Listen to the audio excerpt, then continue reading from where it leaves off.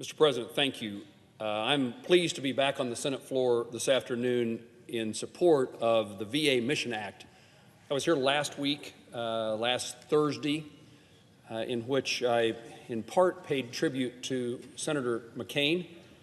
We greatly miss him here on the Senate floor, and I personally, and I know my colleagues, wish that he was here for purposes of helping us determine a path forward and to find the solutions to problems. And one place that Senator McCain is an expert is in caring for those who served us in the military, taking care of our military retirees and our veterans.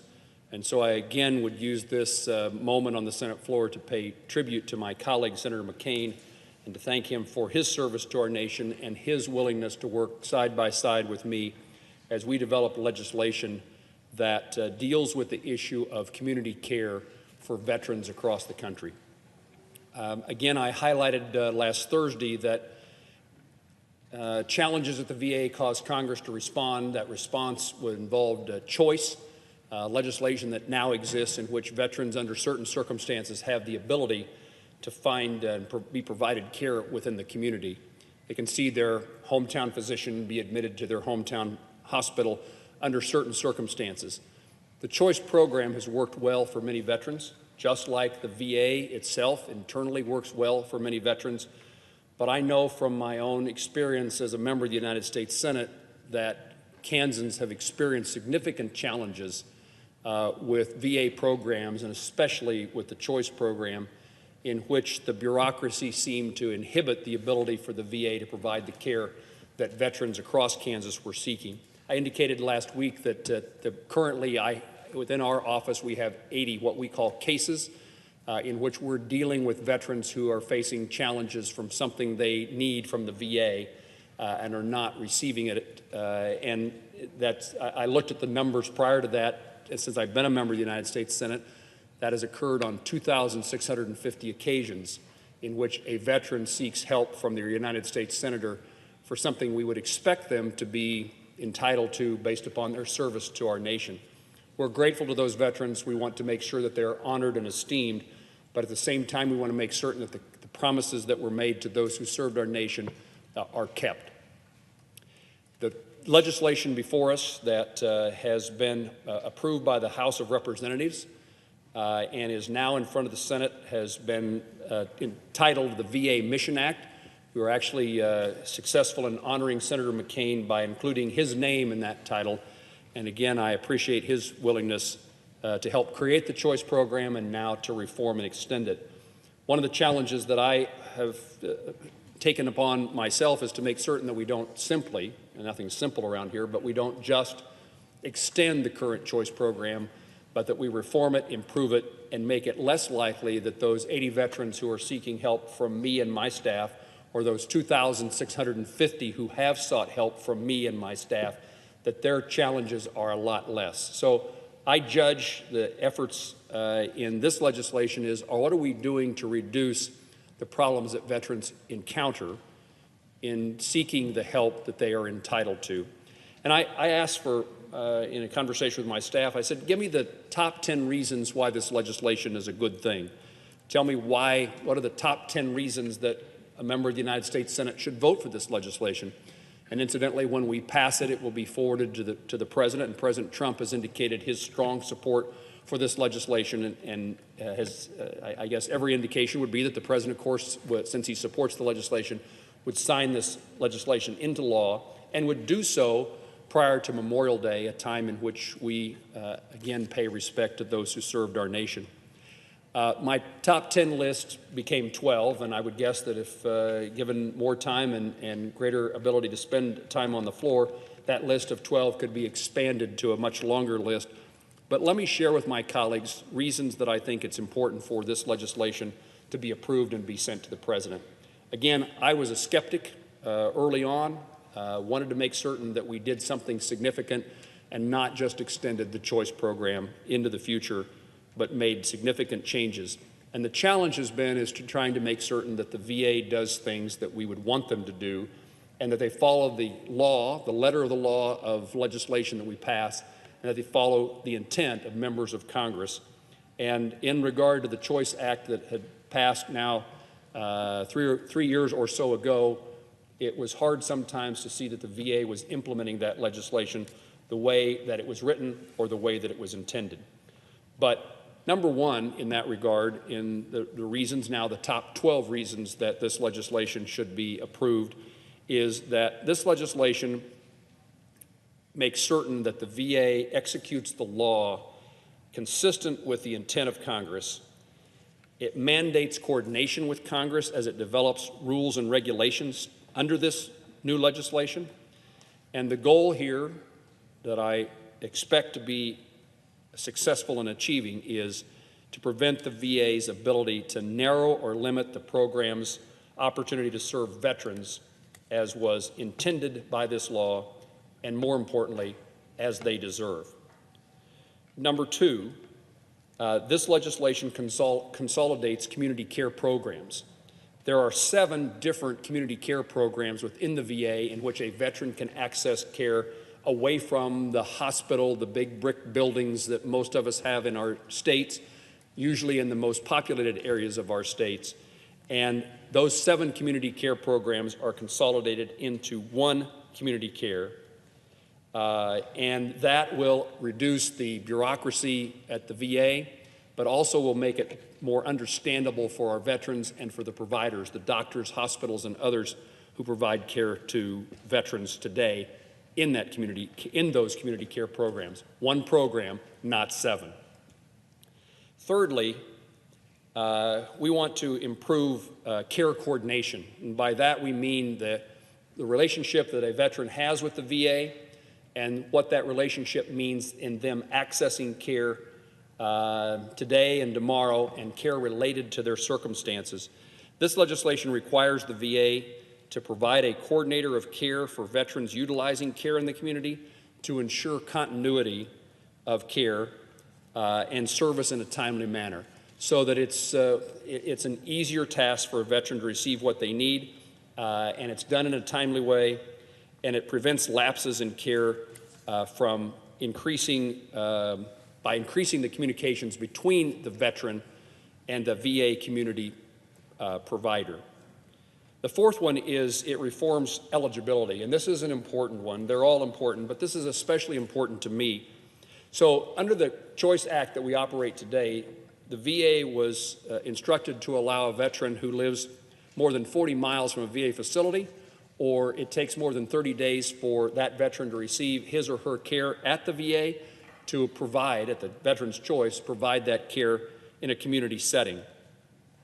So eligibility was defined by a narrow circumstance. However, having said that, it was never clear whether a veteran would qualify or not. That 30-day and 40-mile criteria empowered the VA to make decisions that often left a veteran who seemingly should be eligible uneligible for care in the community. And this legislation indicates that it removes the 30-day, the 40-mile requirement, and it replaces it with the criteria, the eligibility that is what's in the best interest of the veteran. That's pretty important and pretty basic. One would expect that always to be the circumstance, but the criteria is changed now to what is in the best interest of the veteran, and the VA must meet clearly defined, routinely reviewed criteria as to whether or not that is eligible, whether or not that veteran's desire to have community care, whether he or she is eligible. So we're reducing the discretion. The decision is still made between the veteran and the VA, but the VA we have narrowed the discretion the Department of Veterans Affairs has and left the opportunity for the veteran, when it's in his or her best interest, to access that care in the community. So it's clearly defined, and the criteria is routinely reviewed to make sure access is available and that quality standards are met. If it turns out, and this is number 5, that the veteran disagrees with the decision made by the Department of Veterans Affairs as to whether he or she is eligible for care in the community, whether or not it's in his or her best interest, then there is an appeal to the hospital director in that person's area. In our case in Kansas, this would be an appeal to the hospital director at the Colmery O'Neill Hospital in Wichita, at the hospital in the Dwight Eisenhower Hospital in Leavenworth, or the Dole VA Hospital in Wichita. Today, when a veteran is denied access to care in the community, their only recourse is to call their congressman, to call their United States senator, to complain, and have us go to bat. And while we are all willing and welcome the opportunity to serve those who served us, the reality is that no one, and certainly no veteran, ought to have to call their United States senator in order to get the VA to provide care that's in their best interest. And so this now gives a different route and hopefully a much more convenient route for veterans. We wouldn't have the 2,650 cases in the absence, if we had the absence of this provision. The veteran could have an opportunity to have their decision about their care, what's in their best interest, determined by the VA at home. So there's recourse for a veteran who's dissatisfied with the outcome. This provides full access for episodes of care. What our veterans have faced in using the Choice Act to date is they'll get a referral to a physician, but then that physician in the community decides, well, you need lab work and you need an X-ray. And unfortunately, that meant that the veteran had to return to the VA to seek an additional approval for the lab work, an additional approval for the X-ray. And so we've redefined what it is the referral involves, which is they are referred for an episode of care. And that means that the lab work, the entire episode of care is treated in completion in the community. Not needed is the veteran having to recall, re-request of the VA to give them additional authorization. Pardon me. The legislation also mandates regular market assessments to determine what care is available in the community and where the Department of Veterans Affairs excels. And we know the Department of Veterans Affairs has many medical programs, care, and treatment that veterans want and can need, and they excel at. This gives us a better understanding. It gives the veteran, the Department of Veterans Affairs, and us as members of Congress and our oversight responsibilities to know what is available within the VA and what's available within the community. And again, that lends itself to a determination of what is in the best interest of the veteran. Number 8 of that list of 12 is something that is important to us members of Congress who have veterans who come from rural areas. We have 127 hospitals in Kansas. 88 of them are designed as critical access hospitals. It's a designation under Medicare, and it provides a cost-based reimbursement for that health care provider.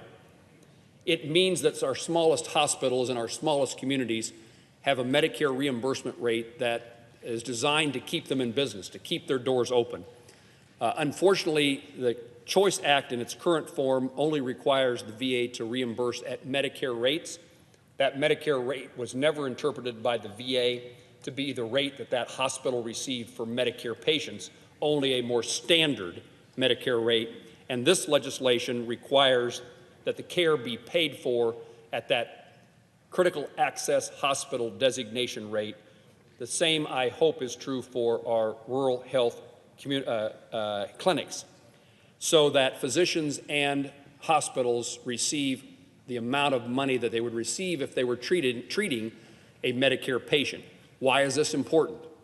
It's important because it encourages our hospitals to accept veterans into the community care program, that the amount of reimbursement they would receive would be same or similar to what they receive in caring for a Medicare patient, and our hospitals in that circumstance are hanging on financially by a thread anyway.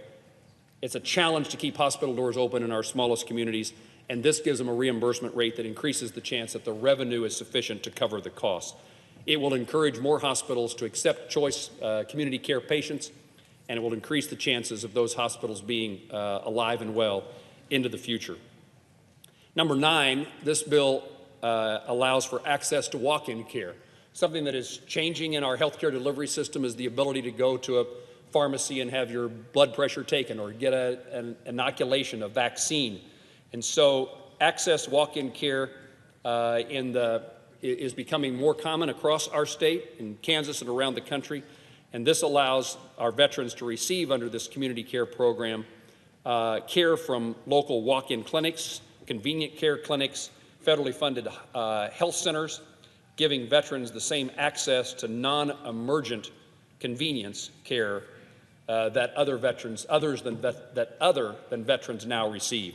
So allowing walk-in care at your local clinic is a much more convenient and a much more cost-effective way of addressing the issue of access to care across the state of Kansas and around the country. Number 10 in my list of 12 is provides additional funds to maintain the Veteran Choice Program during its development and implementation. One of the challenges we've faced is the Department of Veterans Affairs' inability to determine actually how much money is required to keep the Choice Program going. This legislation keeps the program in place while we transition. I serve as a member of the Appropriations Committee and have chaired the subcommittee that funds the Department of Veterans Affairs, and we've been worried that every time there's a shortfall in the money available for choice, that we will see the VA reduce the number of veterans that qualify for care and therefore starve the program, and the networks that have been built up with healthcare providers in the community will disappear. So this is stabilizing. It's a process issue, but it is important because it allows for care to continue during the interim as we move to this new legislation. Number 11 increases access to telemedicine. The VA is known for its telemedicine as a high-quality provider of telemedicine, but the opportunity to expand that, especially for rural veterans or specialty care, where it is expensive for that care to provide, and we don't have providers in every VA setting, or where a veteran lives is so remote that getting to the Department of Veterans Affairs hospital is a challenge. The state of Kansas has lots of rural communities, and we are long distances. It can be a 4 or 5 hour drive. I know I've been joined on the floor by the ranking member of the Veterans Committee on which I serve from Montana. The Senator from Montana understands very well the challenges that rural veterans face in getting access to care when it is a distance away. And finally, we're going to work hard to foster innovation within the Department of Veterans Affairs. This legislation creates the VA Center for Innovation, Care and Payment, allowing the VA to more efficiently develop and carry out pilot programs to test and check out innovative solutions, approaches to improving the care for veterans, improving the access to care, improving the cost associated with that care, and trying to find ways that we can better assist our veterans at a more cost-effective way. Mr. President, I again reiterate my support for the VA Mission Act and honor Senator McCain, who this legislation is named for, and I look forward to its passage. I'm encouraged by the vote that occurred as we move forward to this bill. I think there were 94 senators who voted in favor of it. It has broad support, and it was my pleasure to work with my colleagues on the Veterans Affairs Committee, who I would now, in the case of Senator Tester, the senator from Montana, yield the floor to.